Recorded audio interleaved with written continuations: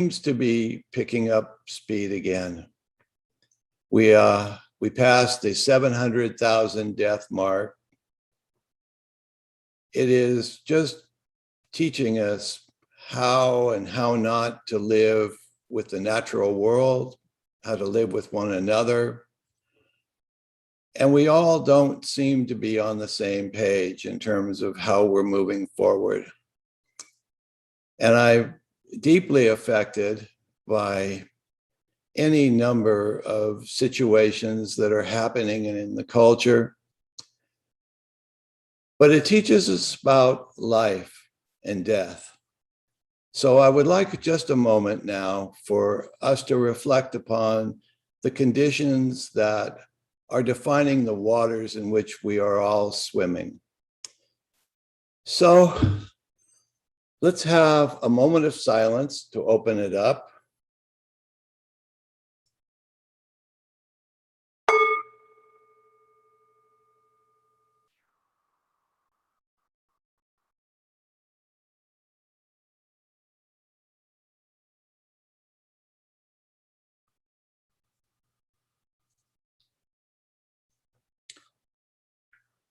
Today, we have the really good fortune and honor to have our good friend, Dr. Connie Zweig, speak to us about aging. The thing about aging is that it really is a reality for those who are living. And for our poem today, I thought about doing Dylan Thomas's poem, Rage Against the Light, Rage Against the Dying of the Light. And I asked Dennis for some recommendations, but I decided to go with verse 50 of the Tao Te Ching, which is life and death. So I thought I would read it for a moment. So bear with me, please. Whatever dies crosses the threshold into the eternity of all being. Whatever lives moves upon the path towards death. Death and non-death coexist as part of existence as well. Life and non-life are inseparable throughout existence. Yet non-life is not death, and non-death is not life. One who makes peace with life awaits death with equanimity. One who makes peace with death is free to live life with equanimity. Being one with existence yields equanimity. A third of us chase life, pushing death away however possible. A third of us pursue death, pushing life to the limit.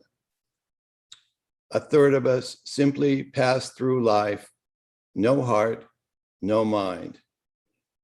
In the end, no matter what the story, everyone dies. The sage gives herself up to whatever moments bring. Without illusions or pretense, she holds nothing back. Filled with truths, she harvests from the Tao. Her footprints vanish the moment she takes the next step. Everything begins to die at the moment of birth. Time slips into eternity the moment death makes it one of the 10,000 things. In step with the Tao, the sage sees death everywhere through change. She who truly inhabits deathless life travels the land wearing no armor and bearing no arms in conflict. She never meets the rhino or tiger. She lives and dies one moment at a time. Immune from harnessing forces of fear and desire, she glides effortlessly toward the time when her existence will return her to a new beginning, knowing She is always where she needs to be. As the expression of the Tao, she becomes action, doing nothing, no more than a song with a beginning, middle, and end. A simple piece of harmony, like a wave breaking on the shore, beyond all circumstance, where neither rhino nor tiger can touch her. In death, the skin of the sage is smooth.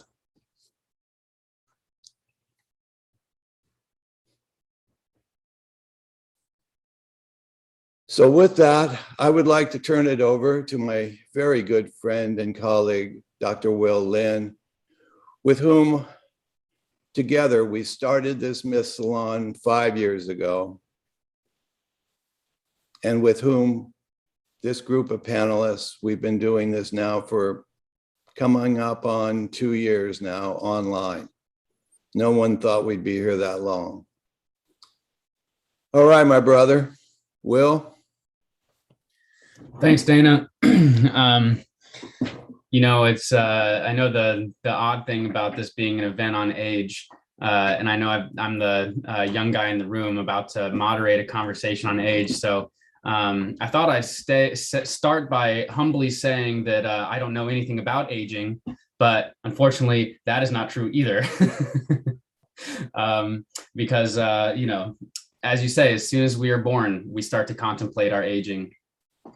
Before this conversation, before we opened up, we were talking about how one of my dissertation readers and mentors, Maria Tatar, just published Heroine of 1001 Faces, and brings up this conversation about the hero's journey, heroine's journey that Dara is really a leading expert on. And as that comes up, we asked the question: is it a hero's journey or a heroine's? And is there either or? And I know that a lot of people in our group are storytellers and or psychologists working with these narrative models. Well, beneath all of them, male, female, you name it, is the human journey. And when we just start looking at the basic cycle of life itself, we get to see beautiful metaphors. We get to see, as the riddle of the Sphinx points out, what walks on 4 legs in the morning, 2 at noon, and 3 in the afternoon, connecting the aging sun, the afternoon, the aging day with the aging individual. And then we look at the ripeness of a fruit, the aging of the ripeness of a fruit. And then we look at the aging of the moon or of the seasons. And now we have the fall. And so it's so appropriate that we're having this conversation in the fall, in the season of aging. And now, of course, we'll have it during sunset in the afternoon. How appropriate, how cool, and what a cool space to be doing this in. So let me I get to introduce our panelists. Our panelists today are, let me share my screen, always available. You can always find these on the webpage for the Myth Salon on Myth House. But we're with Dr. Dennis Patrick Slattery, a mythology scholar, poet, longtime professor in Pacifica's Myth program, and author of An Obscure Order, Reflections on Cultural Mythologies. We're gonna have to update that one. A clinical psychologist, Dr. Selena Matthews, is an author and keynote speaker who graduated from Pacifica and has been an ever-present participant and supporter of this Myth Salon. Dr. Zaman Stanizai, who gave our last event on Afghanistan. If you haven't seen that, I hope that you will check that out. And gosh, I'm sure we all wish we had time for an update on that story a month later. Dr. Voris Nunley, a professor at the University of California, Riverside, who teaches rhetoric, philosophy, and literature. He's interested in issues of heretical energy, the dark feminine, gendered and racialized knowledge, and the demise of vulnerability. We see Dr. Connie Zweig, who's nice to see on the panelist list. We'll come back to her as we introduce her for the evening. We're joined by Dr. Dara Marks, who's been with our panel a couple times. It's wonderful to have you back, Dara. Dara is a leading story expert and a PhD mythologist whose book, Inside Story, Power of the Transformational Arc, has influenced storytellers across Hollywood and around the world. Keep an eye out for her seminars and events and retreats on the feminine heroic. Also today, here's our event page, of course. Super. There we go. Resizing is a big deal on our website. So here you'll find a deep dive on Connie and a deep dive on Rick Moody, who I'd like to introduce, a special panelist here with us today. Rick Moody is visiting faculty in the Creative Longevity and Wisdom program at Fielding Graduate University, and he's the retired vice president for academic affairs with AARP in Washington, D.C. For more information on Rick, please check out the website. And finally, Connie, who has done so much for this Myth Salon. We talked about the longevity that we've had, and a lot of that has to do with the support that Connie has given us to create community here and to help us invite a number of wonderful people to speak with us. So Connie is a retired therapist, co-author of Meeting the Shadow and Romancing the Shadow, author of Meeting the Shadow of Spirituality, and a novel, A Moth to the Flame, the life of the Sufi poet Rumi. Her new book, The Inner Work of Age, Shifting from Role to Soul, which has just come out, extends shadow work into late life and teaches aging as a spiritual practice.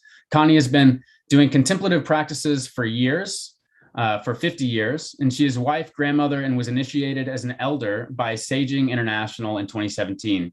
After investing in all these roles, she's practicing the shift from role to soul. And if after tonight, you're interested in going deeper into this conversation, she's also putting on an event with the Pacifica Retreat, The Inner Work of Age, Shifting from Role to Soul. November 12th will be the beginning through the 14th. So for more information there, we'll post that into the chat right now. And would love to see you there. And with that, Connie, thank you so much for joining us. Looking forward to your presentation. It's wonderful to hear what you've been working on all this time. I'm actually choked up. Thank you all. Will, I love what you said. First, you said you don't know anything about aging, and then you just gave these gorgeous metaphors. It was really beautiful. Okay, let me face my technology here.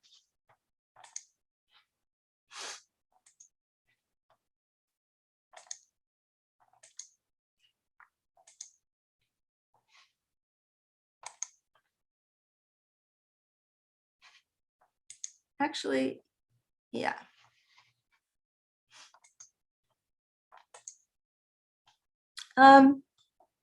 So this is really exciting for me to be here tonight because I have this new book, which has been a long labor of love. And I've been teaching about it for the past few weeks, all in the context of depth psychology and the shadow, meeting the shadows of age. And tonight I get to switch gears and explore some of the myths that are hiding beneath our beliefs and fears and concerns about age. And I'm so happy to have this opportunity. So some of you know me as the shadow expert and might be wondering what that has to do with aging well. It turns out that our unconscious fears and images about age actually shape how we age. So let me say that again. Our unconscious beliefs, feelings, and attitudes about old age help determine how we experience it. And I learned that when I read decades of research from Yale University psychologist Becca Levy. And that discovery made me realize I had one more book to write, How We Meet the Shadows of Age. The director of MIT Age Lab noted that there are roughly 8,000 days between birth and college graduation. There are 8,000 days between college graduation and a midlife crisis, and 8,000 days between a midlife crisis and retirement. And then he added, if we've planned well, there are another 8,000 days after retirement. So for the first time in history, this is an unprecedented and unnamed stage of life.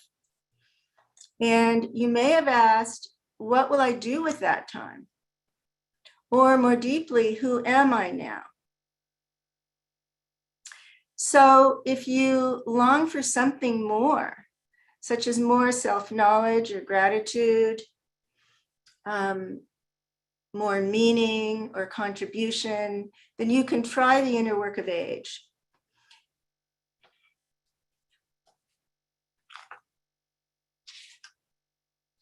And you can discover how to reorient by turning within and attuning to the soul's longing. And you can discover how to move through this passage of late life as a rite, releasing past forms, facing the unknown, and emerging renewed as an elder with vitality and purpose. You can discover timeless myths that point the way to the treasures of this stage of life, myths that may be influencing you from the unconscious.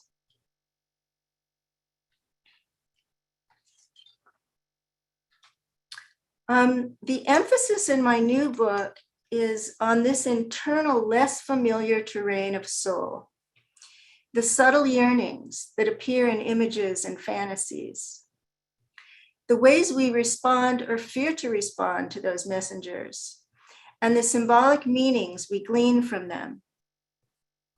As we learn the psychological and spiritual practices that I offer, we discover how to orient to our inner worlds.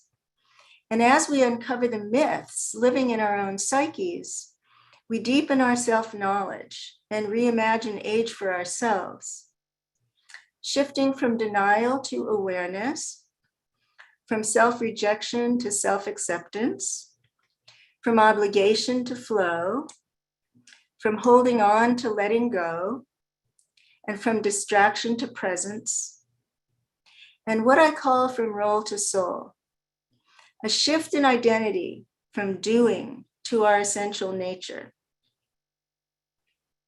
The result is a newfound freedom from the constraints of past roles and identities, an emerging sense of becoming who you were always meant to be, and a profound gratitude for the way that your life unfolded. This is the deeper dimension of age, the universal journey of human individuation, the unfolding of our authenticity and authority, and even the unfolding of advanced stages of human development, which are described in myths and fairy tales and the perennial traditions as the purpose of late life. As my 68th birthday approached, I had the following dream. I'm putting my purse into the backseat of a car, and a woman comes and grabs it, running off with it. I chase her, calling out and following her into a house. I look through everything, go into the bedroom, look under the mattress, and I can't find it. She turns and says, okay, and opens a drawer and takes out the purse. I recognize her as Paula from my high school. I hadn't thought of 68 as a significant birthday, but apparently this inching toward late life had triggered another identity crisis. The loss of my ID or identity, as symbolized by the driver's license in my wallet. I knew all about midlife crisis, but I hadn't heard about late life identity crisis. Why did someone I hadn't seen in 50 years show up and steal my purse? In the dream, I'm compelled to get back the bag, to reclaim it from the past. And this is a key task of late life, to recognize early self-concepts and rejected parts, to begin to repair them and cultivate a broader, deeper sense of identity. With her tricky action, Paula had pulled me back to the past, only to find that my real identity was not what I thought it was back then, and is not what I think it is now. When Paula hands me the purse, it's empty. My ID wasn't stolen. The purse was just an empty vehicle for identity. The purse is like my body. It's been robbed. The thief of age has stolen my ID and forced me to contemplate again where my ID is truly located. It's not in a possession. It's not in the body. It's not in my beliefs. It's not in my relationships. It's not in my race or gender. These are vehicles for the soul. As the vehicles decline, what does the soul ask of us? Are we stuck in a past identity that no longer serves the stage of life? Are we fighting an old fight against parental values that no longer matters? Are we unknowingly living a worn out personal myth that no longer serves the evolution of soul? The high school acquaintance was a messenger from the hidden world, reminding me that I no longer need to reject the past of my youth.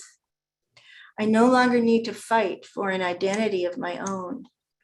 That task belongs to an earlier stage of the journey. I'm in a new moment now, a new stage of life, reorienting to become an elder. The dream messenger reminded me of a famous Buddhist tale of divine messengers, a myth about waking up to the truths of human life. It's said that more than 2,000 years ago in the north of India, there was a prince, Siddhartha, who lived in a palace with beautiful gardens filled with the sounds of bells, music, fountains, and songbirds. The king, his father, made sure that Siddhartha was surrounded only by beauty, without ever knowing fear, suffering, or sadness. But curiosity captured the prince. When he was 29, he ordered his charioteer to take him outside the palace gates. At the edge of a crowd, he saw a woman and man bent and gaunt. Their skin was cracked, their teeth chattered, gray hair hung to their shoulders. And the prince asked, "What are these? What has nature made them like this?" "Sir, these creatures are like all others who live into the twilight of their years. They're old. They were once children, nursing at their mother's breast. They grew to have strength and beauty. They married and raised families. And now they are a ruin of what they were." The prince asked, "Will this be my fate?"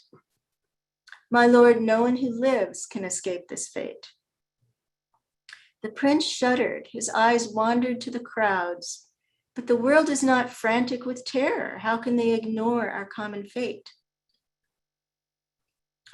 For an instant, the prince saw through the surface of life. Meeting old age, he encountered the first divine messenger and his glimpse of the truth. Many of us, as young people, live under a spell, oblivious of the stark realities of human suffering, old age, sickness, and death. The spell of youth leads us to feel immortal, to live as if life has no limits. After Siddhartha saw the frail old man and woman, he saw two more messengers, someone ill and someone dead.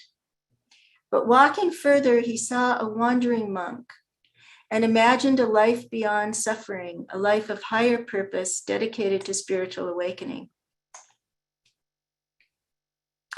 These divine messengers, old age, illness, and death, are gods or archetypal forces that carry the power to shock us out of the spell. They carry the power to awaken in us an awareness of the fragile nature of our bodies, the fleeting quality of time, and the end to come. Potentially, they awaken in us a yearning to turn our attention away from the trivial and toward what is essential, away from distraction and toward the inner life. Let's imagine that the Buddha did not heed the calls of the messengers. Maybe he denied their meaning and returned home to become just another king. Or he entered the street and joined the fray, becoming just another hedonist or nihilist. Following the path of denial, he would not have followed his fate and crossed the threshold to become the Buddha. There's something in each of us that resists the summons and longs to stay asleep, pushing away the reality of our aging. We want to remain young and naive, or strong and in control, or productive and heroic. This identification with youth and denial of age is the first obstacle to overcome in the inner work of age. My book is built around these unconscious inner obstacles or shadow characters and the developmental tasks we need to do to overcome them. Our experience of aging is structured not only by our genes, but by our culture as a social construct. While aging may look and feel different in different bodies and different cultures, it remains the certain fate of every human being, no matter who we are, how we've lived, what we've learned. My husband says, what we eat. Eventually, our individuality, that is my Conniness and your you-ness, will end its corporeal existence. And so the meanings we give to the construct of age, when do you become old? How does age define who you are? What is age-appropriate dress or behavior? What does it mean that you're too old to do that? These are rooted in our early and ongoing life experience, in the gestures, glances, and myths that we internalize about late life, whether from family, friends, or media. But there's something more behind the familial and cultural messages, the archetype of age. The fairy tales we heard while growing up, which we then read to our kids and grandkids, introduce us to the wise old man, the good witch, magician, the sage, the mentor. The Harry Potter books introduced Professor Dumbledore, headmaster, elder, adversary, and the man who embodies evil. Lord of the Rings brought us Gandalf, and Star Wars brought us Yoda and Obi-Wan, all timeless, wise, memorable figures. Other cultures throughout history have been aware of this blueprint.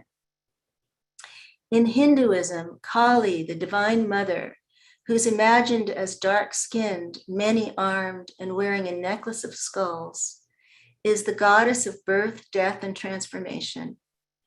She weaves time in a mythic cycle rather than a straight line. In ancient Greece, the spirit of age was embodied in Geras, a shriveled old man with a cane who appears on ancient pottery. For the Greeks, the more Geras, the more years in gravitas one acquired, the more virtue and excellence one gained. The gods of age are often personifications of time and fate. For example, the ancient Roman god of Saturn, known as Kronos, Father Time, is envisioned as an elderly bearded man with wings. He carries a scythe like the Grim Reaper and an hourglass to remind us that time is fleeting. He reveals the lie of endless life and the truth of mortality. Age and death are always already present. They're given, decreed, woven into the web of life from the beginning. How do we relate to these larger forces? Are they in us or are we in them? Aging is a moment-to-moment encounter with forces beyond our control. As they manifest in our lives, whether as forced retirement, diminishment of capacity, life-threatening illness, grief for lost loved ones, we have only one choice: how we relate to our fate. The tree doesn't resist when its leaves begin to brown and fall to the soil, as somebody posted in the chat. Do we cling to the blossoms of spring, or do we let go to flow with the larger forces of nature? Consciously or unconsciously, we live in this tension between our ego's desires for immortality, safety, and unconditional love, and the certain fate. What if we could surrender to the forces at work in our aging? Is the decline of the body an opening for the arising of something else? What does the aging body reveal of the soul? How do we become simply who we are now?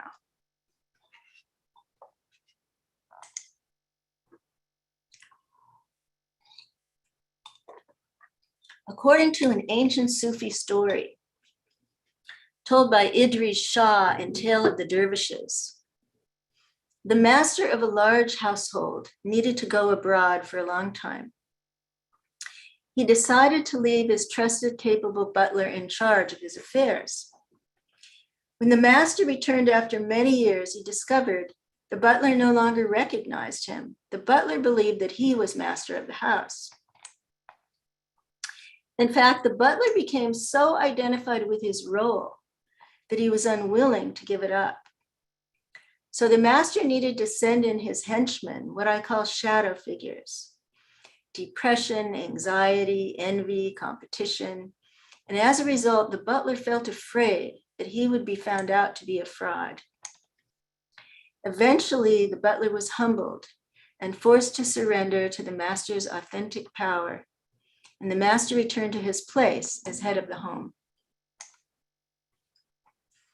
As each of us chooses not to merely grow old, but to grow whole, to intentionally step across the threshold and become an elder, we can cultivate a shift in identity from butler to master, from ego to self, from a separate sense of self to a transcendent universal sense of self. The foundation for our late life development has been described in stories like this one, and spiritual traditions as ego transcendence or symbolic death, because our bounded, limited identity dies into an expanded identity. As Jesus put it, not my will, but thy will be done. In Sufism, students are advised to die before you die. Jewish Kabbalists speak of the kiss of death. In Zen Buddhism, Satori is called the great death. And Carl Jung articulated this in Mysterium when he said, the experience of the self is always a defeat for the ego. The ego or butler here is not the enemy, but in late life we seek a changing of the gods from hero to elder, or from role to soul. When we want to transfer our center of gravity from small self-interest to larger communal and planetary well-being, from self-aggrandizement to self-actualization, the ego can no longer reign supreme. The elder is not another role to be put on like a change of wardrobe.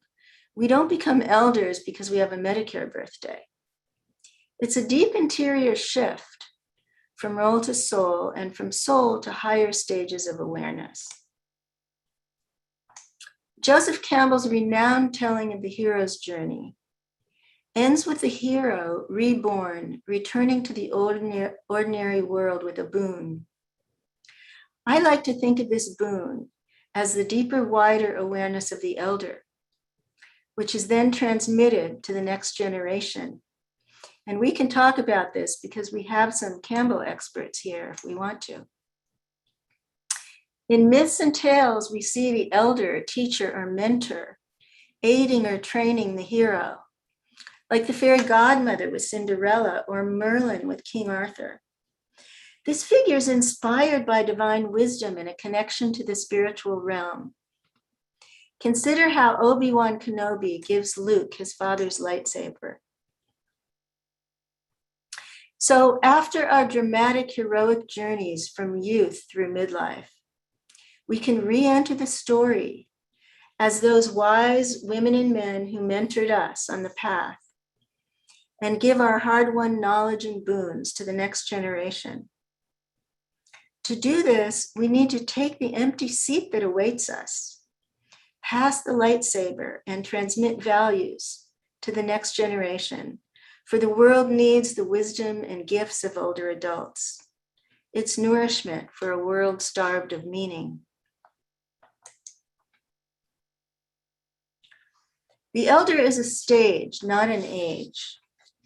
It's a qualitative transition like water to ice. And that means that a 55-year-old who serves her soul's mission with authenticity and gravitas may be an elder. while an 85-year-old who believes he's a victim and feels rigid and bitter may not. So the shift requires a rite of passage, 3 steps through which the soul evolves to another stage of awareness. And in addition to the classical model of transitions, I add the shadow dimension. So shadow characters can block our movement through any stage, and those are explored in the book. I'm not going to do that here. So the 3 stages are letting go of the ego's agenda, moving into liminality or the neutral zone, meeting the inner elder, and I have a visualization to experience that in the book, and new beginnings, emerging as the elder on the other side of the threshold so that our center of gravity moves from ego to soul. And we've pinpointed our unique offerings and committed to give them in service to others, seeding the next generation. The elder may wear the face of a shaman, factory worker, healer, political leader, singer, storyteller, ecologist, CEO, scientist, craftsperson, educator, gardener, grandmother, artist. He or she may wear your face. Campbell pointed out in the title of his famous book, Hero with 1,000 Faces, that the hero archetype appears in countless images. In the same way, the elder archetype appears in countless images, and there are as many faces of the elder as there are elders. For some of us, the call to be an elder is the call to be an earth elder. Those of us in late life now were the first generation to know about environmental disaster, and few of us did anything meaningful about it. Today, we know that what happens to each of us happens to all of us. Today, we're awakening from the trance of denial, and we're called to bring the moral voice of the elder to do our part for all living things. Do you hear the call? It rises up from your soul and from the soul of the world. What will you tell your grandchildren or great-grandchildren when they ask, what did you do when you found out about the climate crisis? Earth elders may look like you. Others will hear the call to become socially or politically empowered activist elders, joining the youth who are fighting for the end of income inequality, hunger, homelessness, gun violence, money in politics, mass incarceration, and rampant sexual assault. Activist elders may look like you. Some of us will hear the call to become creative elders, allowing visual or performing art to move through us and offer inspiration. Creative elders may look like you.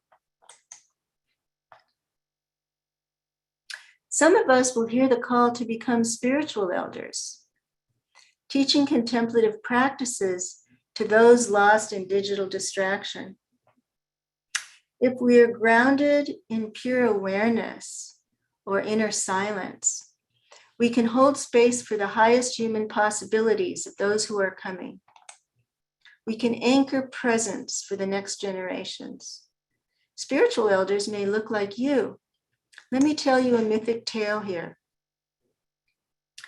There was a great drought. For months, there had not been a drop of rain, and the situation became catastrophic. The Catholics made processions, the Protestants made prayers, the Chinese shot off guns to frighten away the demons, but no result. Finally, the Chinese said, "We will fetch the rainmaker." From another province, a dried up old man appeared. The only thing he asked for was a quiet little house, and he locked himself in for 3 days. On the 4th day, the clouds gathered, and there was a great snowstorm. A visitor went to ask the man how he had done it. They call you the rainmaker. Will you tell me how you made the snow? The man said, I didn't make the snow. I'm not responsible. But what have you done these 3 days? Oh, I can explain that. I come from another country where things are in order.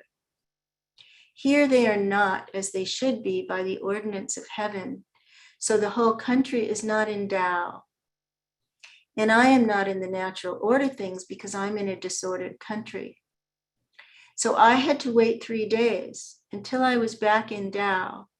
And then naturally the rain came. This was paraphrased from Carl Jung in Mysterium, retelling a story told to him by Richard Wilhelm. This is not a tale of heroic feats. He's not running around trying to fix the problem or change people's beliefs. The rainmaker knows that no amount of action will create a connection to the waters of life.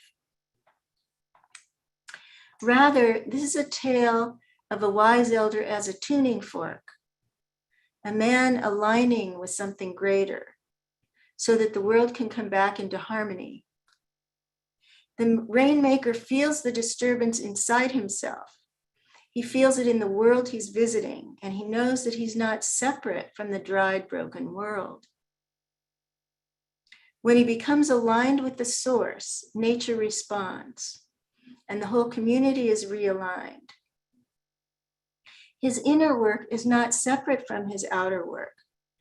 As he heals his own soul, he heals the soul of the world. Perhaps you can allow the spiritual elder to become an aspirational image for you, an archetype that stirs in you even now.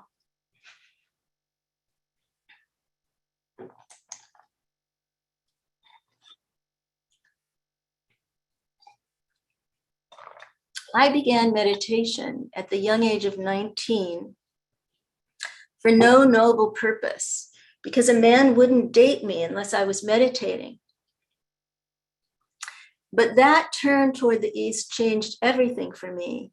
And for 50 years, I've lived the vow of enlightenment in my heart, my practices, my values, my soul.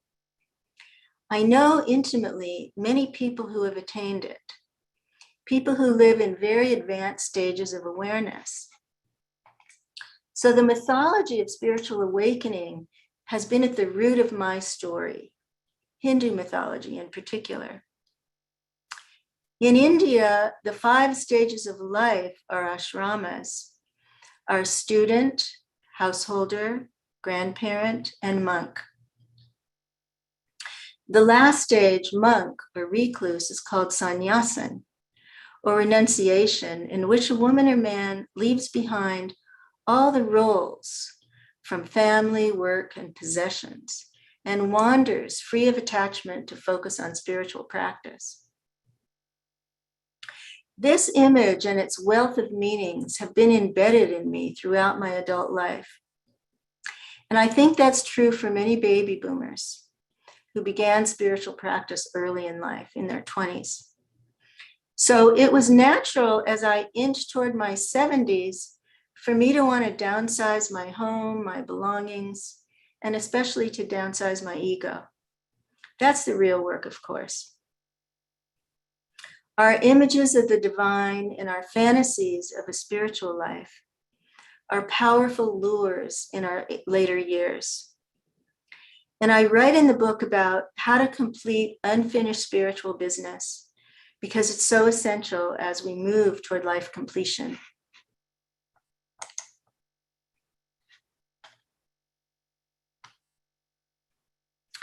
The legend of Moses wandering in the wilderness for 40 years, but forbidden by God to enter the promised land at the end of his life, is like a Rorschach test.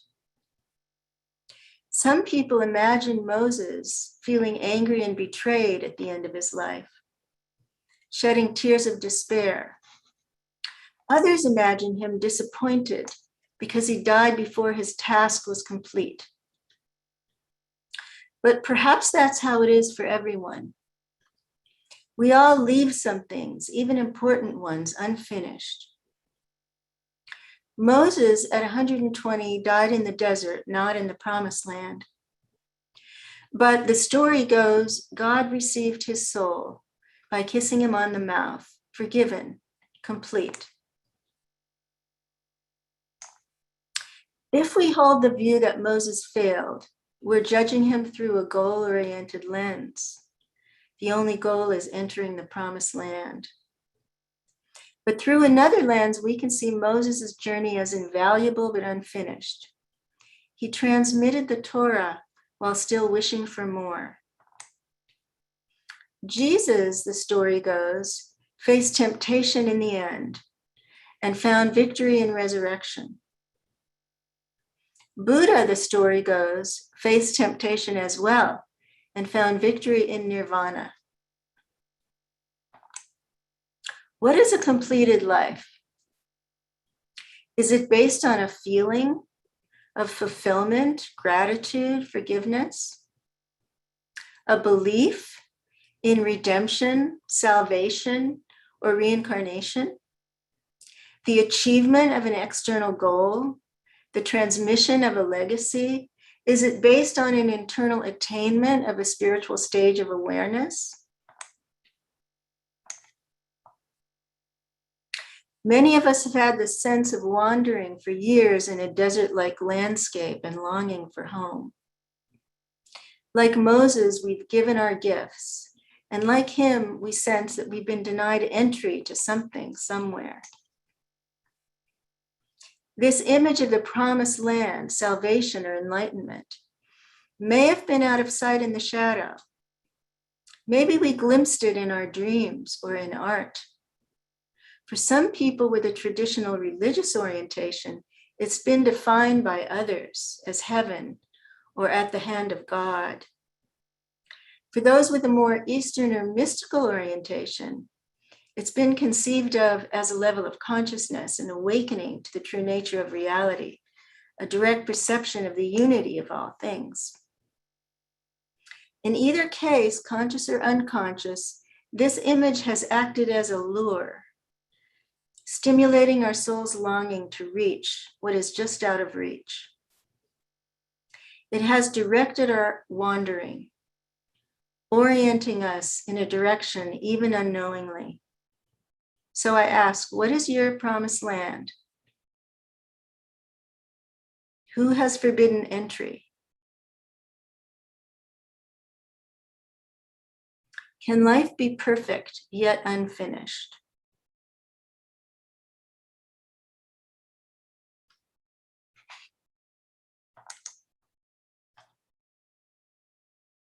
Here's the final myth for you. There was a merchant in Baghdad who sent his servant to market to buy provisions. In a little while, the servant came back, pale and trembling, and he said, "Master, in the marketplace, I was jostled by a woman in the crowd. When I turned, I saw that the woman was deaf. She looked at me and made a threatening gesture. So, master, lend me your horse and I'll ride away to Samara, and death will not find me." The merchant gave him the horse, and the servant galloped away. Then the merchant went down to the marketplace, saw death in the crowd, and said to her, "Why did you make a threatening gesture to my servant when you saw him this morning?" "That was not a threatening gesture," Death said. "It was a start of surprise. I was astonished to see him in Baghdad, for I have an appointment with him tonight in Samara." This ancient Babylonian tale is called The Appointment in Samara. We all have an appointment with death. No matter who we are, what we believe, we as individuals will die. And having crossed the threshold from role to soul, from hero to elder, we will be shepherded by death across the threshold from elder to ancestor.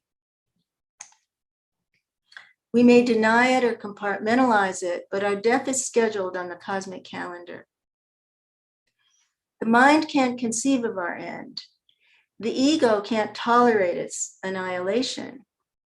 We imagine my death, rather than death as an archetype, a blueprint built into the cycles of every living thing. We imagine death as intruder, death as thief, death as enemy, rather than an acorn falling, composting, and returning as an oak. Or a raindrop falling into the sea, rising again to form a cloud, and falling again to dissolve into its source. When we identify with this separateness, this drop of myness, our sense of isolation prevents us from seeing that death is as eternal as life. Without a direct spiritual experience of unity, the interconnectedness of all, we personalize death and try to overcome it. In the time of the coronavirus, as Dana was describing, death is all around us. And yet some people continue to deny their vulnerability, even now, and some even at the end of their lives. But others woke up to mortality, more acutely aware of the tenuous thread, more present to the gifts of love all around us, and to the deeper truth that all this shall pass. Just as youth is a spell, death is a spell, cast by a force to be reckoned with and dragging us toward an end that we do not claim. But if, as we age, we maintain mortality awareness in our peripheral vision, and it moves slowly into our sights, we may choose a different end. We may come to accept that to live in this world, we must love what is mortal and inevitably let it go. We can prepare breath by breath. We can use the practices that ground and open us, whether it's mantra, mindfulness, Zen, chanting, prayer, devotion to a teacher or deity. We can connect with what lies behind our personality, beneath our roles. We can align with what is in presence and imagine again and again, releasing our identification with our bodies, our thoughts, our feelings. And as the ego is leveled by the inner work of age, completing its story to live as a soul, it opens to mystery. Having released the spell of youth, the heroic myth of progress, the dreams of endless power, endless travel, endless hope, we can face the end gracefully. To my surprise, I discovered that Jung called death a goal that's being lived unconsciously in the shadow. He said, if we listen to the quieter voices of our deeper nature, we become aware of the fact that soon after the middle of life, the soul begins its secret work, getting ready for the departure. In other words, the shadow knows. Death is not a failure to the soul as it is to the heroic ego. Behind the ego's fortress of denial, something in the shadow is preparing us for the end. This something is separate from the conscious mind, but it's purposeful. It's helping us orient to the noble tasks of aging and death. This something is the soul's holy longing, carrying us to the great return. Imagining death not as an intruder, but as a homecoming. When we align with it, we're aligning not only with the cycles of nature, but with evolution itself. In denial, the ego doesn't open to the preparation occurring in the shadow. In denial, we live as if we will never die, and we fail to do life completion. We fail to become an elder. We fail to cross over from role to soul. In fact, we die as if we never lived. What if instead we open a channel of communication between ego and shadow so that the wall between them became more permeable? We can allow the ego to recede and the silenced voices from the darkness to be heard. This is the gift of shadow work. Yes, our individuality dies, our separateness dies, but the spiritual essence of who we are cannot be annihilated. Whether we view that as atoms, genes, ecosystems, the web of life, a reincarnating soul, or transcendent spirit, we are that, and it is eternal. Thank you.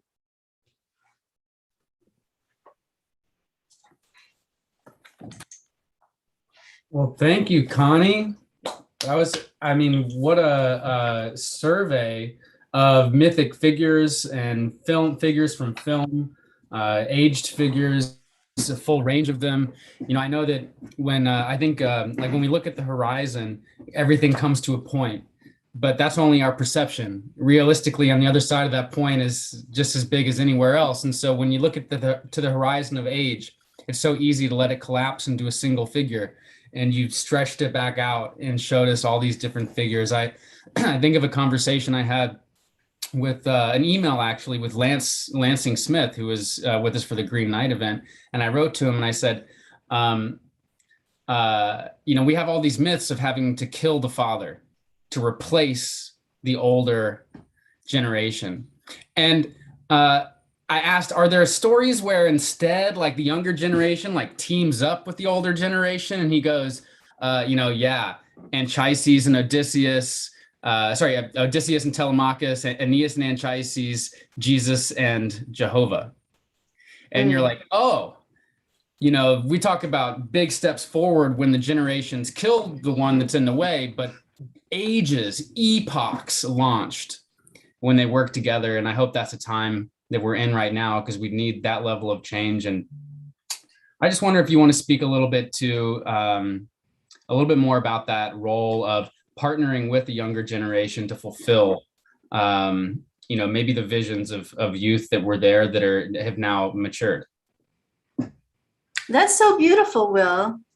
I hadn't actually looked at myths of intergenerational collaboration. Do you know any of those stories, Rick? I wonder if you know any of those stories. I mean, the answer is no, but we can find them.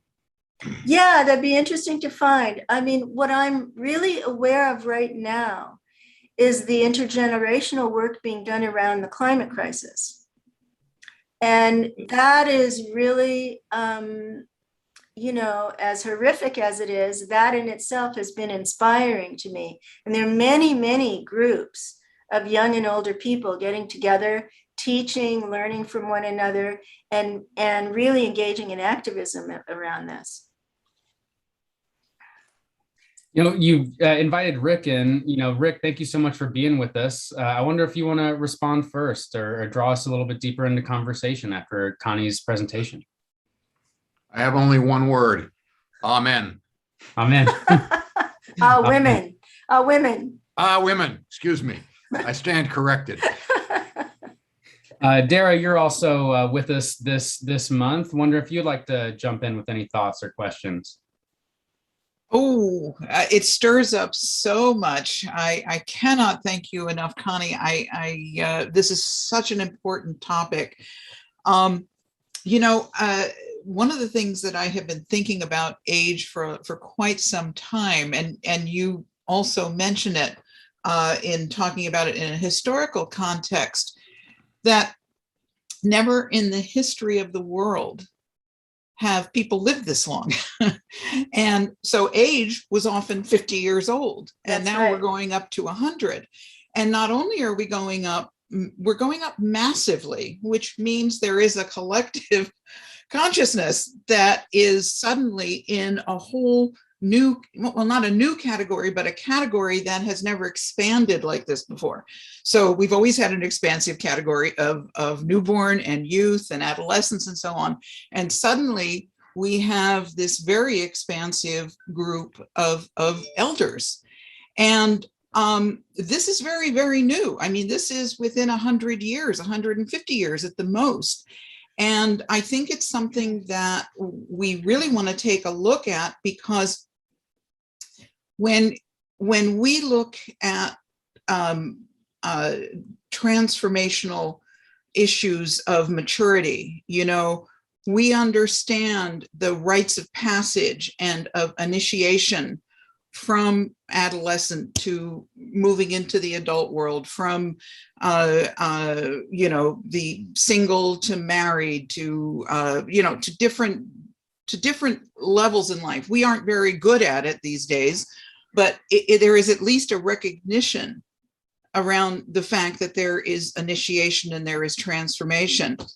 And we don't, because I think this is evolving, we don't really have a consciousness yet around this evolution and its whole initiation into elder, so that we are of first generations, and I'm talking about something on a massive scale, not, it certainly have been old people throughout time, but massively, we are newer generations that are experiencing this en masse.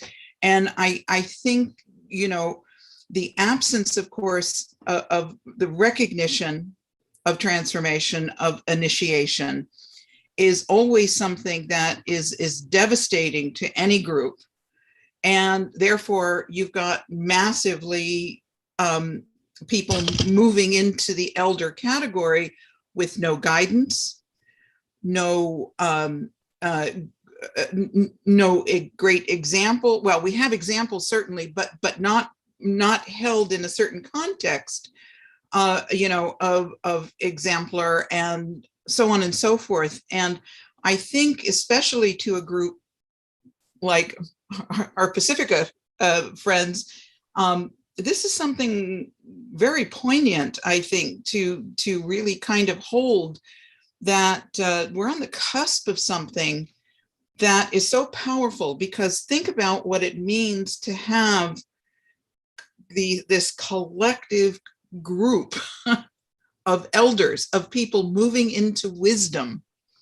And instead of letting it sort of splat itself into the world, imagine somehow being able to give it value and give it context, and suddenly it could be of explosive value to the world. Yes. Yeah. So I don't know. I'm going on. I'm sorry, Connie. It's an unprecedented stage of life, and therefore it's unnamed. Mm-hmm. There's tens of thousands of baby boomers now who are going to live longer than anyone in human history. And so it's a change in the species, in the development of the species from that point of view. Mm-hmm. And there are rites of passage in indigenous cultures, but in Western post-industrial culture, there is no rite of passage, and there's no acknowledgement even of the value and the nobility of the archetype of elder. Absolutely. And part of it is because we swim in ageist institutions and ageist messaging from the media, and we internalize that ageism. So I think that the myths, when I was looking at the mythologies and I was trying to kind of imagine how the myths were affecting me unknowingly as I was living into this stage, I realized that I didn't have any positive models for elders when I was growing up. Most of the myths and fairy tales I was read were kind of dark and all about, good versus evil stuff. And they were not inspiring elder images. So where are these stories and archetypes going to come from now? How are we going to transmit them to younger generations? I hope that people of all ages read my book for that reason. I don't think it's only for people, in later life. Because if we internalize ageism early, then it shapes our lives as we go through the lifespan. So it's an issue for all generations. And so that takes us back to Will's point about intergenerational collaboration and how that would affect our self-images, our competence. I think one of the things that occurred to me, Will, is in the workplace, there's intergenerational mentoring going on where younger people are teaching technology to older adults who are also teaching, workplace skills to younger people. anyway, I could go on. Can I just have one more small comment to sort of layer on top of that, and then I'll be quiet. But I, you know, and it sort of goes to Will's point as well. When I was middle-aged, okay, probably in young middle-aged, I went to a Jewish service for the High Holy Days, and there was the rabbi did towards the end sort of did a ceremony, and he took a tallis, a big scarf-like thing, and he had people hold up the edges of it to create a huppah or a sort of a tent kind of situation. And he invited everybody to come up for various blessings. And he invited young people, you know, if you're young or if you're newlywed or whatever, and people would come up kind of in groups, and he offered a blessing. And his final group was elders. And he held up and he said, now I'd like any elders to come up. And a couple of really old people said, okay, fine. And they went up and stood under it. And he looked at the group and he said, no, when I'm saying elders, he said, I don't just mean by age. He said, if you're a teacher, you're an elder. And I was in the middle of really the throes of in life of kind of trying to understand my path. And it was kind of in that moment that I recognized that I am a teacher. This is what I do. And I went up and got the blessing and everything, but it was a big moment of transformation in consciousness for me, of holding, you know, of recognizing that a kind of movement that I held elder is in the kind of thing, well, to say I'm an elder, that's a big ego, whatever. And it wasn't. I suddenly saw it in a very different context. It was kind of asking me to take what I had been given in life and pass it forward. Yes. And it was in that Yes. context that I suddenly felt a kind of a movement that has really helped guide me very much in my life. So I just wanted to add that also to the context of his comment and the idea of eldering. Thank you. I know Dennis has been thinking about this. Yeah, thank you, Connie. I really loved the whole talk that you gave, and I can't wait to get into the book. Here's two things that struck me, and I think they're going to be microcosmic, and one of them is going to be very personal because it's a very real experience. I'll be 77 October 12th, so that's coming up. And your talk has really incited me to pay more attention to what actually is falling away in my life now. And sidebar, the other conversation that would be interesting to have is the rich relationship between grandparents and grandchildren.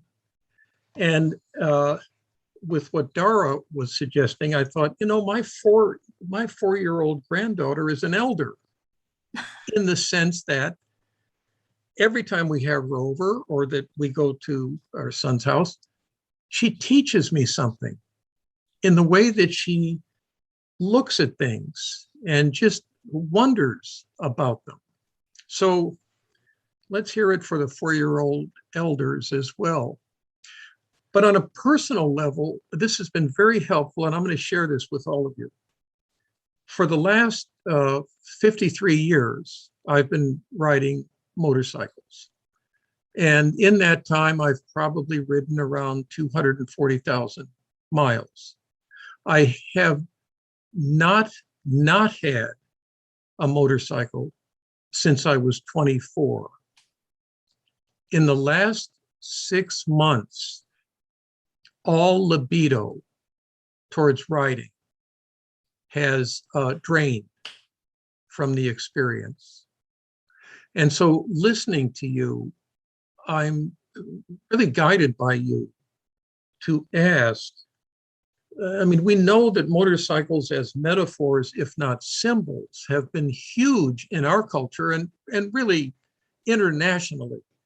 You know, they carry a lot in those saddlebags on what they mean for someone who rides. And of course, I've been riding with both of my sons for 6 or 8 years, and that is wonderful bonding time with them when the three of us go riding. But what you're doing is pushing me to really meditate on what is that in that mode of transportation. And the mythology of motorcycles, I think, is absolutely fascinating in popular culture. So I guess I'm thanking you for reframing what's taking place in me. And I'm having the second one, having some repair work on it. And then both of them are going to go into the cycle newsletter to sell. And here's the best part of that. I'm absolutely comfortable with letting them go. So it's big for me. And I thought I wanted to use a concrete example that I'm living in right now, because you just pushed it on the center stage.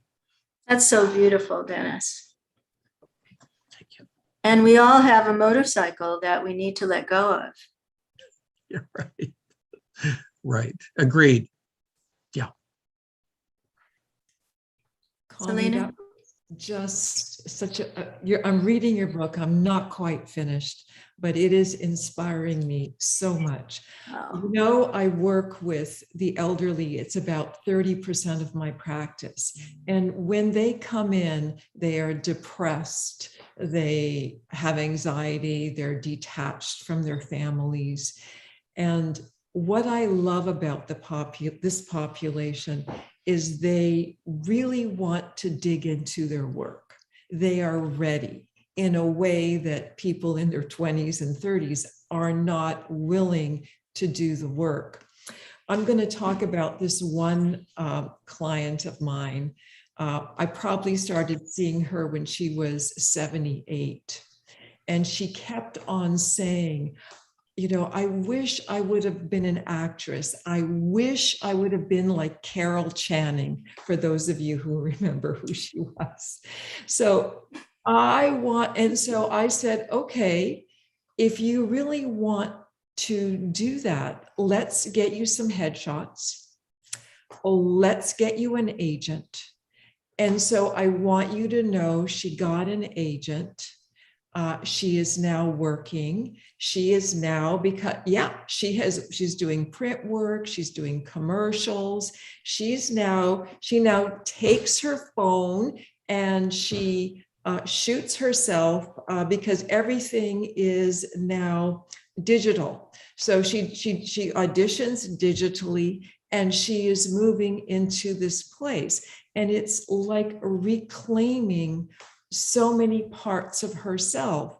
And I find this to be incredibly inspiring, because we can be anything we want to be. There are no bounds anymore. And I'm just thrilled. And I have many other stories, but I'm so passionate about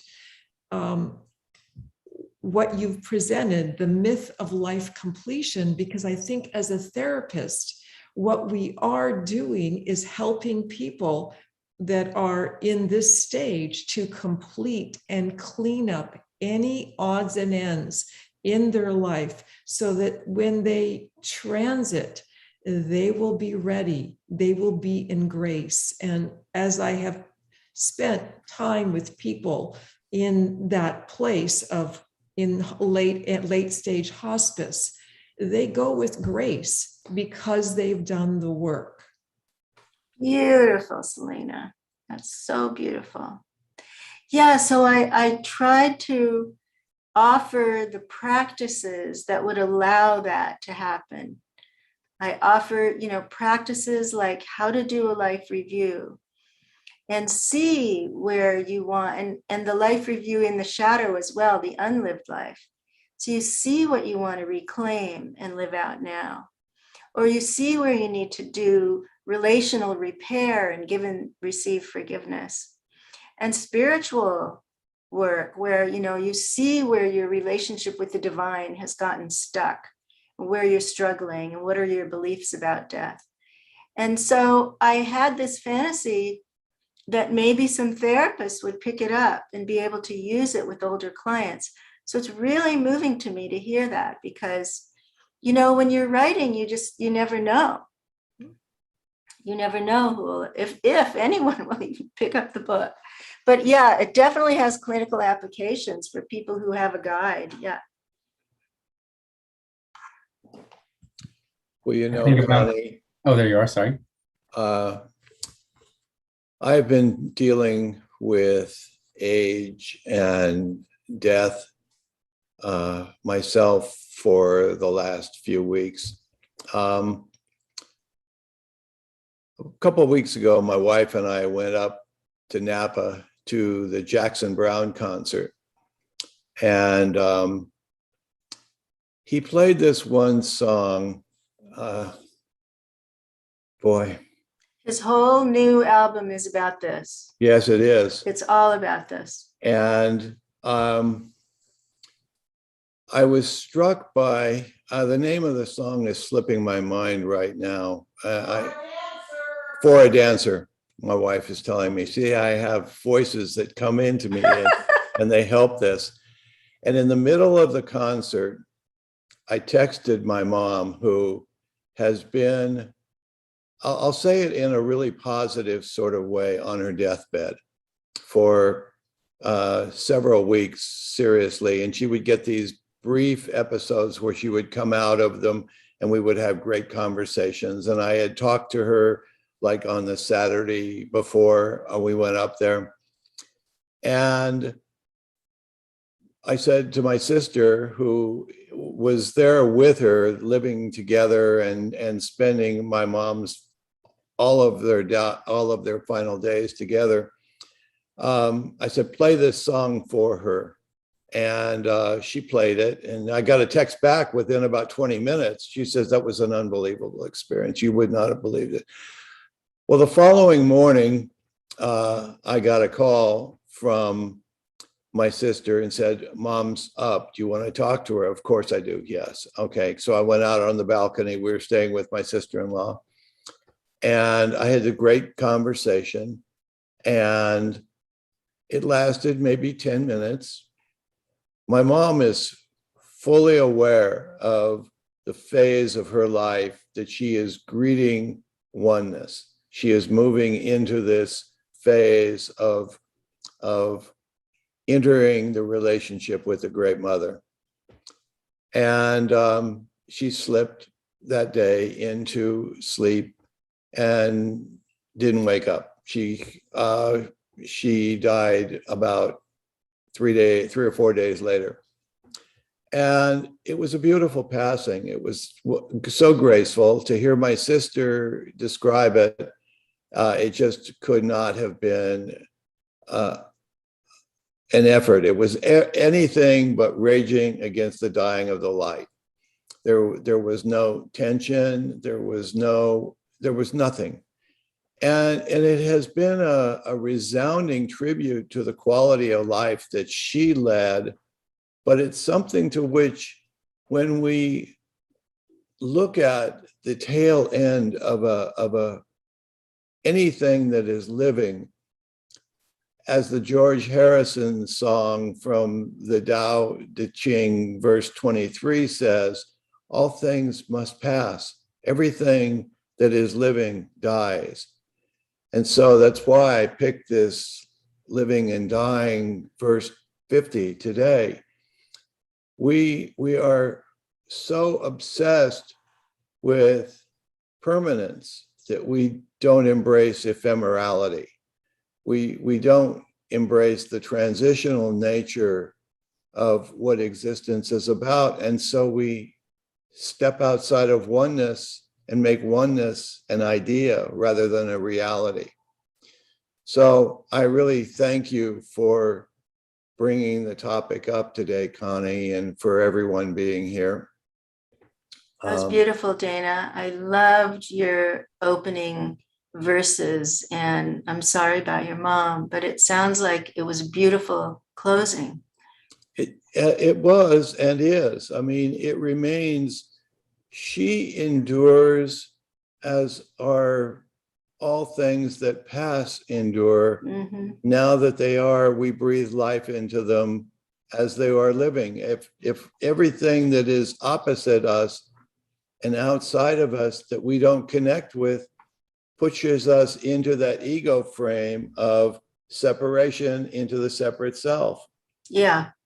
And when we allow ourselves to connect with one another through this interconnected space of interbeing, none of the personal space becomes material. None of it matters. And so, anyway.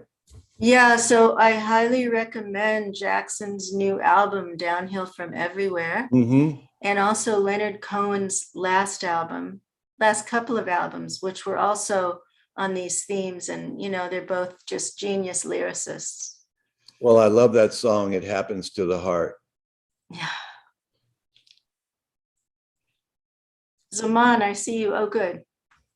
I see myself good too. Well, it's good as well. I am kind of hesitant, but here are my thoughts.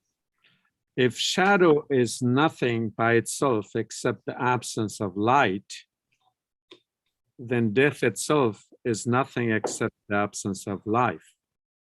So I didn't mean to rhyme this, but it happens. A friend of mine once asked me if I could talk. He had a memorial service for his mother. He asked me if I could talk in that memorial service, and I said, like, what about? And he gave me this look like, I mean, isn't it too obvious about death? And I said, what if I don't believe in death? And it's like, you as a good Muslim and all these things, you don't believe in death? I say, no, it's not part of my faith. The Quran clearly says that there is no death, because believing in the life after death is part of the faith, as its descriptive definition implies. I think we are somehow forgetting the fact that we are not only physical beings, but spiritual as well. The difference in the context that we are discussing is that the physical is subject to the law of physics, and the laws of physics are time and place. And at one level, that reality is defined by time and place, and the ageism that we talked about. But spirit is not physical. It is not subject to time and place, and therefore there is no dying in it. And so in its truer sense, if we believe ourselves in being spiritual beings, spirit beings, if I may put it that way, then we don't die. It's in the believing or not believing, but it's reacting towards this physical that sometimes worries us. I had my bout with that argument when I was a teenager college student and I was studying French. I happened to be the youngest person in the class. And my French teacher often made it a point when he wanted to talk about the youngest, the oldest, and all these, comparative adjectives. He always pointed to me, and I felt like, oh, wait a minute, aren't I so special here? But when I turned 20, oh my, I had the greatest level of, I mean, I felt so depressed. I thought the world had come to an end because I was no longer writing my age with the number 1 before it, and it had turned into 2. And I was just thinking, like, if this is how I feel about being 20, imagine how I would feel when I grow older and older. But apparently that was it. Now, I sometimes join people in conversation, sometimes people who are much younger, and I feel very comfortable, and they give me a look, and it's like, oh, like, I mean, they bow and take a step back, and like, I mean, to give me respect because of my age. And I was like, wait a minute, what happened? And then I become and say, oh my God, they are looking at my age, and I have no idea that there is that much difference. But so the point is that if we really believe in ourselves as a spirit being, and that the spirit is our essence, then we are not dying, and our reaction is only to the physical, and that is also cultural, because you know, like if you see, let's say, a couple of especially women, but men as well sometimes, but women are more outspoken in a Western culture. And if they are arguing, the argument might have something to do, and if it has to do with age, the argument might be that everyone would be trying to, you know, give her age to be the youngest or younger. However, if you go to a culture like in Tibet or Nepal, if there is, analogously speaking, if there is a similar argument, the argument would be every woman would be telling the others that she's the oldest. Because it's the exact opposite. There is that much more respect for age. And age is seen more as wisdom, as experience, as achievement. And therefore, to be presented as someone older than younger is seen more of as a positive, as a virtue in the Tibetan culture, in the Nepal as well. I'm sure there are other cultures also, but here in the West, there's so much obsession with ageism in of course in the opposite direction. People often not giving their own age and all that, but. I don't know if there's a whole lot of this cultural thing to it. Yes. So may I respond? Oh, please. Yeah. So I think it's important to clarify levels when we're having this kind of conversation. So there is a level at which I tried to communicate that will die. My Conniness will die. My body, mind will die. If I'm in denial of that, then I lose a lot of opportunity for this stage of life and what the promise, the you know, all the possibilities for this time. But there is another part of me that will not die. And I think I said that. It's not, and it, you know, my job isn't to tell people what to believe. So my book is not advocating beliefs in, you know, materialism or reincarnation or science or mysticism. It's not about beliefs. It's about, there is a part of us that is ageless, that won't die.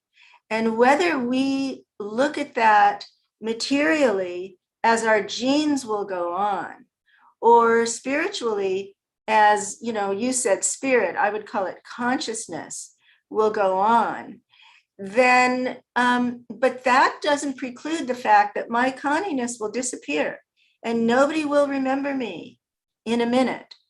And I want to have an awareness of that so that I can take advantage of the time that remains for my individuality. So it's and somebody mentioned in the chat about non-duality.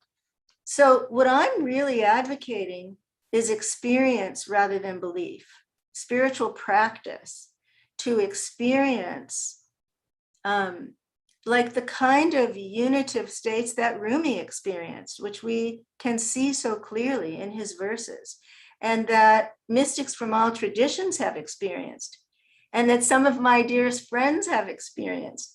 So I'm advocating practice so that we can deepen our internal experience of that unity or spirit or whatever we call it. But there is also a truth that the physical will die. From my point of view, that's important. It's information that I want to be aware of. You know, one thing I always think about is the myth of Osiris, or the story of Osiris, where the one thing, you know, Isis puts the whole body back together, except the penis, of course. The one thing, and that symbol of that embodied mortal, you know, I'm pretty sure if something comes with me to the afterlife, it's not going to be my penis. It's not going to be that, what that symbolizes of my incarnated individuality. And I think that's super interesting that, you know, we have to come to terms with what that's going to be like for Osiris to, you know, there will be a part that maybe doesn't come with us to the next round. And I think about what Dennis is saying about letting go and how natural it is to let go for you. And it's actually really comforting for me to hear, because I have to admit sometimes mortality is pretty tough for me. If I'm up at 1 a.m., it's dangerous because I'm likely to start just thinking about death and freak the hell out about it. I'm not yet at that place where that sounds all wonderful and good and easy. It freaks me out. And, you know, if I'm fully honest about it, but when I get freaked out, I think about people that I really care about, like my grandfather, and how he aged and died, and the dignity with which he did that. And I think about people like Walter O'Dynnick, and the dignity and the serenity with which they, you know, move forward into that. And, you know, I have hope that something will happen in me so that I might feel that way when that time comes. And, you know, we think about, we've been talking about ripeness and twilight years and that kind of thing. And that one of the ultimate symbols of going to the other world, to the underworld, is that golden bough. And one of the defining qualities of the golden bough is that when for the right person who's truly ready to go, it will practically fall off in your hand. And that's one of the things about a truly ripe fruit, you know. And I think about, you know, gosh, I'm hopeful that some of these experiences I have now with stems that do not want to be yanked free will eventually come to that place where it's so ripe that there's this desire to let go. And I hope that that includes, you know, my relationship to that part of me that I don't believe will come forward, you know, that piece of Osiris that symbolizes that which won't come. So I just appreciate going to this place in the conversation. And I also really appreciate being here with so many elders and mentors of my own. Sorry. I think if we can make that connection between the Osiris being put back together without the penis, there is one of the shortest surahs, chapters in the Quran is close to the end of the Quran, which says basically that there's God, the eternal, and then the next word is that, and there's nothing that could be compared to him, but there's a key word here, and the key word is that God is the uncaused, cause of all beings. But in there, the etymological root of the word is samad. The etymological root is the being without the navel point. Is that when it's birthless? Birthless. Right. So it's the navel point that is cut. You know, when you're cut, you know, the umbilical cord is cut, you're separated from something. So then you had to have belonged to someone. And in this case, if you do not have that umbilical cord, then you are not part of any chain. You are separate in that sense. So again, I think if we put those two together, the Quranic myth and the Egyptian myth, I think at the spiritual level, there is no, well, I might have to go to another word in the Quran. That one is the created as a process. The other one is that which is created as a continuum. In other words, not separate from God. And if we are the soul, the spirit, the consciousness that is connected with God, in that case, the eternal God's attributes would apply to us too. So therefore, we don't die. I don't know if that makes sense, but for me, someone whose name Zaman means time, I'm trying to define myself. Rick or Boris? He's right. Zaman means time in Farsi.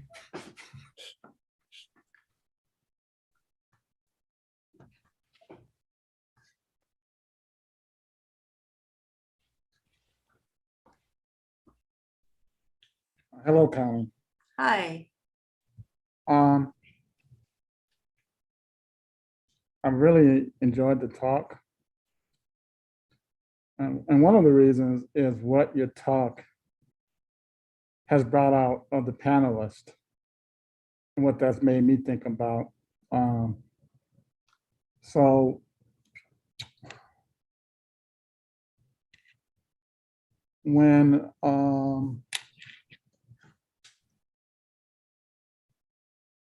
Selena brought up the notion of grace and how the elderly work for it, it made me think of Toni Morrison, who, as everyone knows, is my favorite theorist and artist, who said that the only grace you can have is the grace that you can imagine. And I loved what Dara said about something important, something great, something unique is upon us. And I'm going to participate in the talk about if heroism or heroism is declining. So it's around that I want to ask you a question, and it's around your notion of neutrality. It's a both and question. I understand neutrality to be vitally important, right? So I'm trying to build upon what you're saying, not dismissing what you're saying, if that makes sense.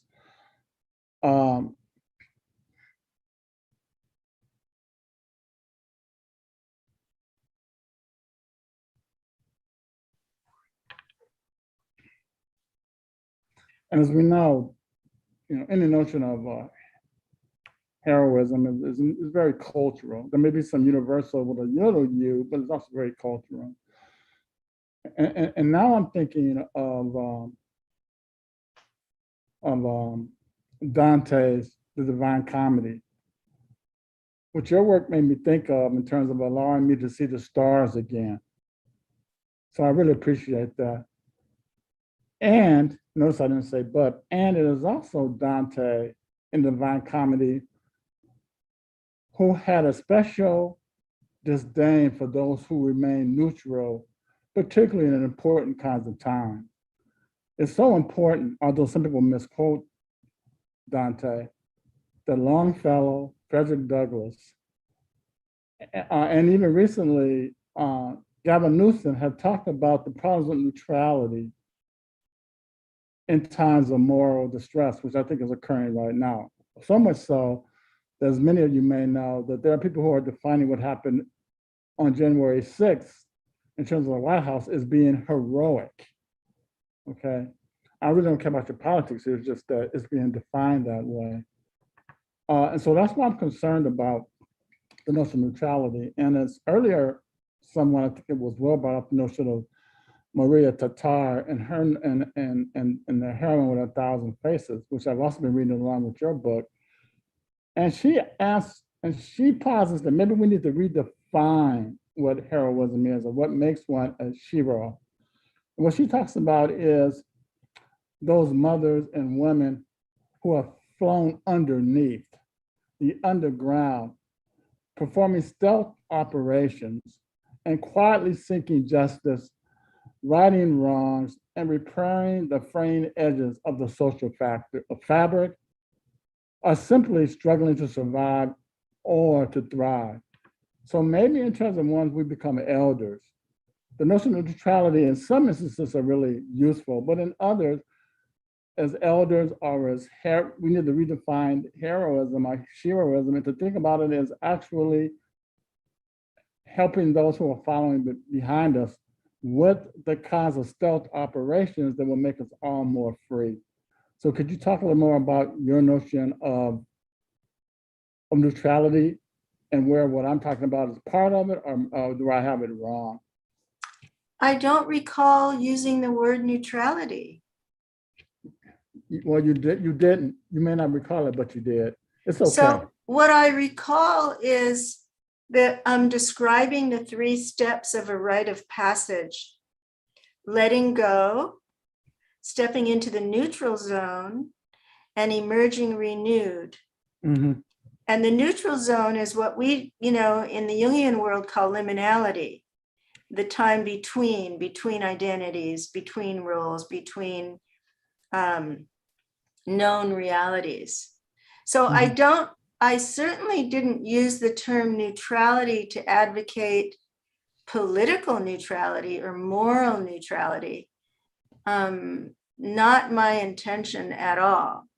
It was more looking at there's a moment that may be quick or may endure in any rite of passage, in any transition that we undergo, in which we're, letting go of the trapeze behind us and not yet grabbed onto the trapeze in front of us. And we don't know if there's a net beneath us. And that's the neutral zone.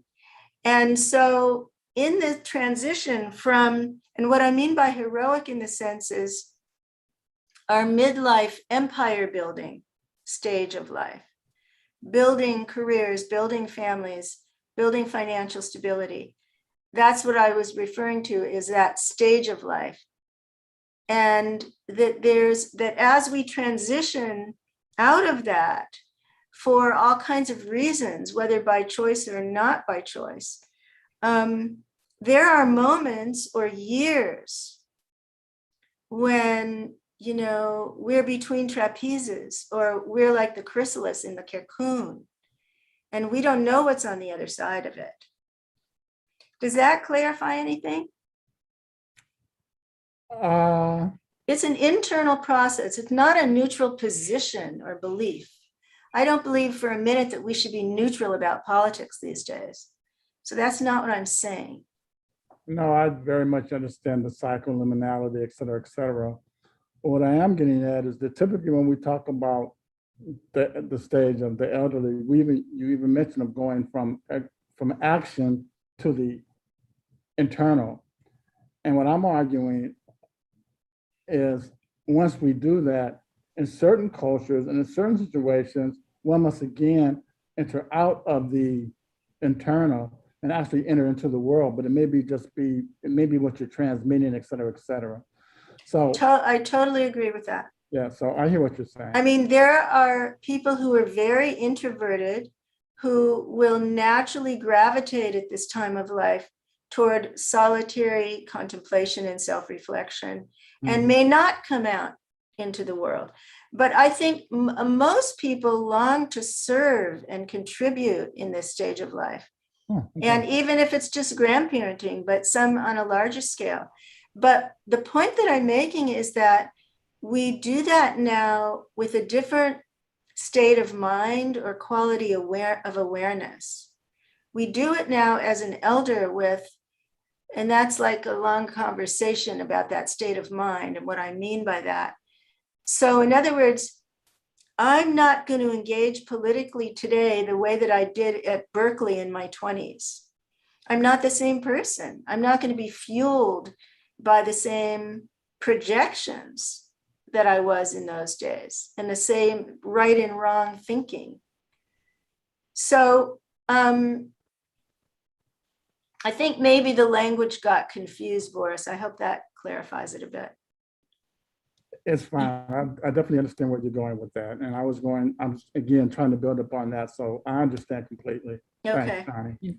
There's Thanks. another a piece of this that's coming to my mind. I'm thinking about the fact that, the idea of karma and this idea that moksha is to have zero karma, not good karma, no karma.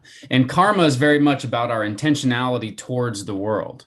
And so as we become enlightened beings, we reduce this intentionality. But when I make sense of that, I think of it as more like the willfulness. And I think of the willfulness as that coming from that egoic effort to control and to make the world, what you're trying to make of it.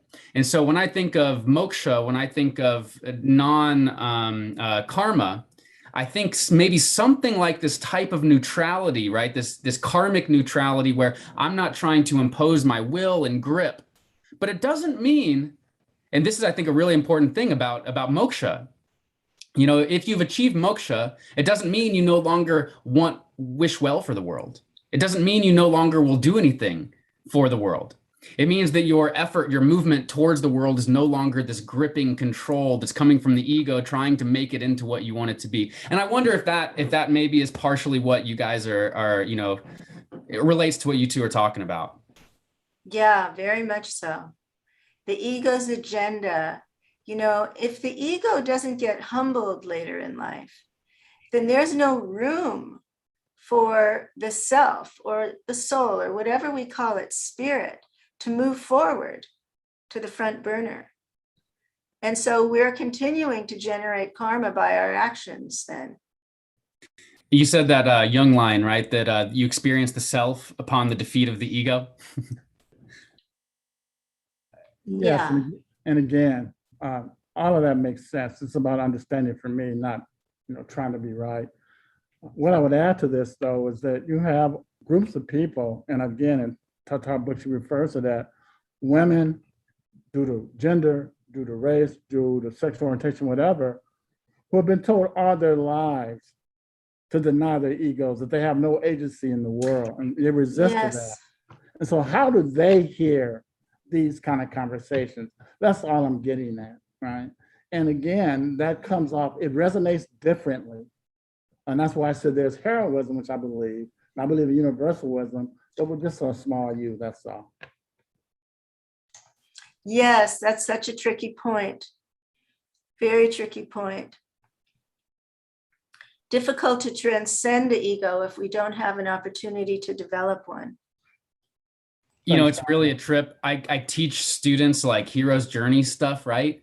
And the hero's journey, as Campbell would say, is really, it's kind of, well, he wouldn't say it's modeled after individuation, but we kind of know it is. But what he says is that Freud is focused on the rising from sunrise to the zenith of life, and that Jung is focused on what happens after the zenith of life.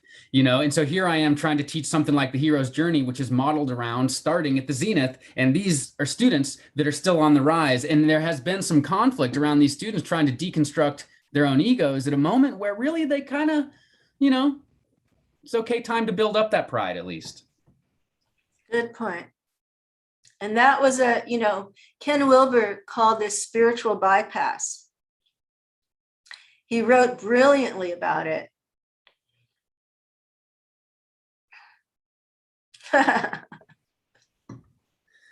I see we're at the hourglass is beginning to give up its last grains, and I wonder if another, I guess, aging metaphor. I wonder if anybody has any final questions or thoughts for Connie before we start to wrap up.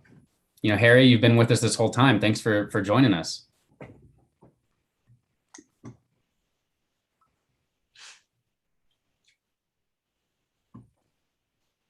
Delighted to be here.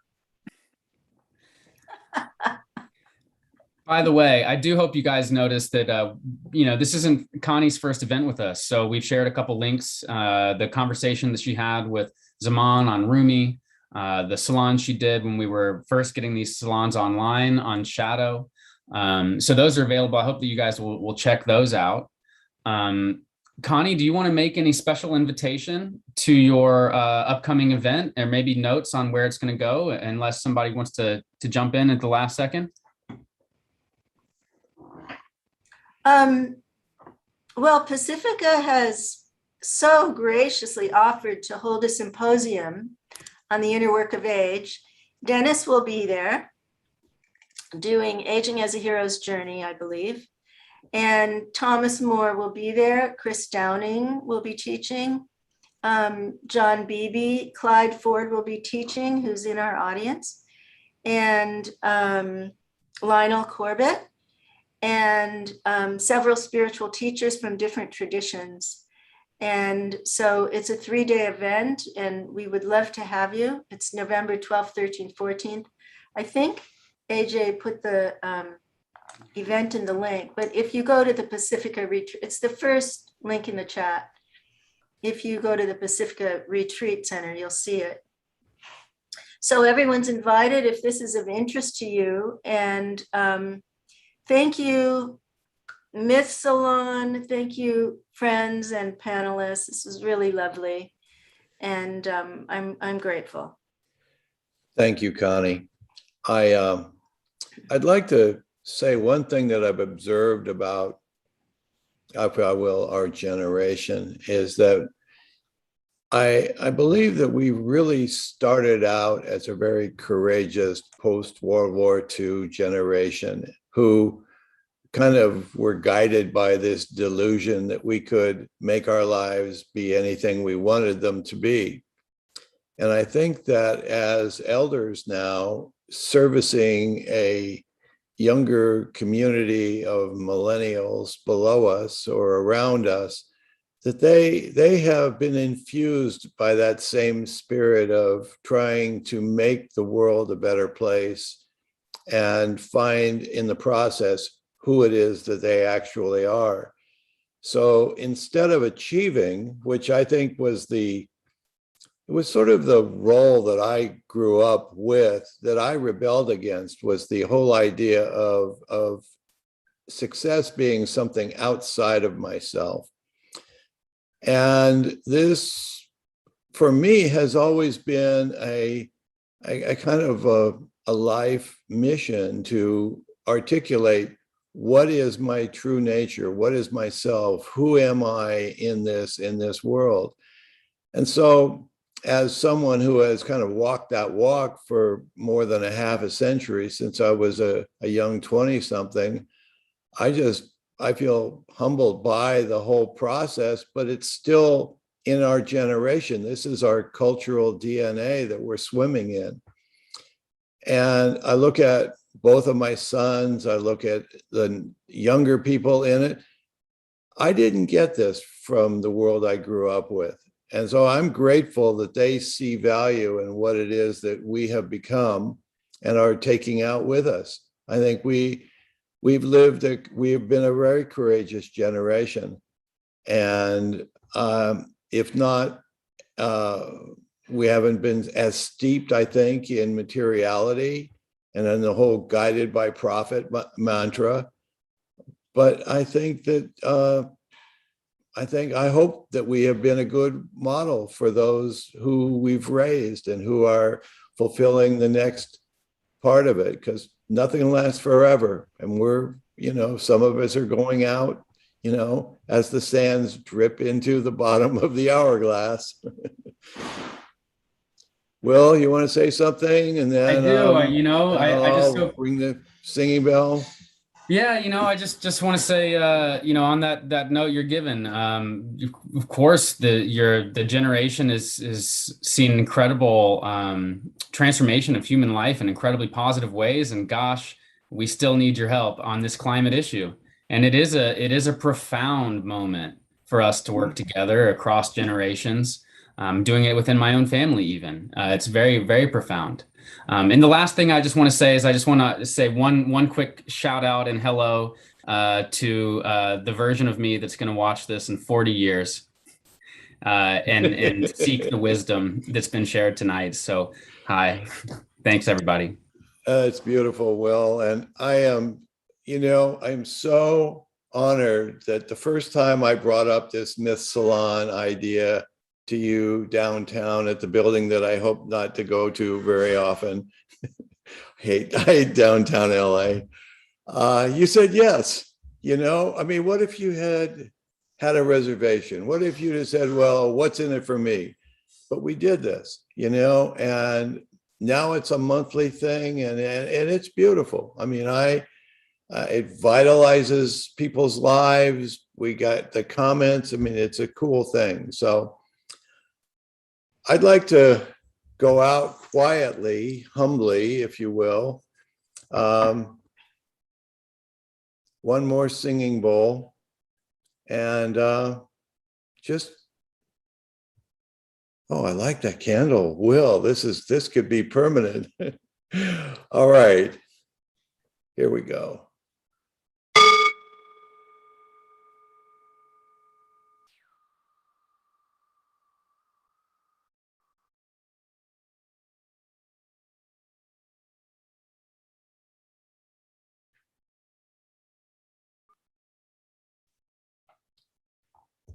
Oh, thank you, everyone.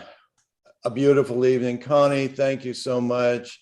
Panelists, Selena, Dennis, Rick, Dara, Zaman, Boris.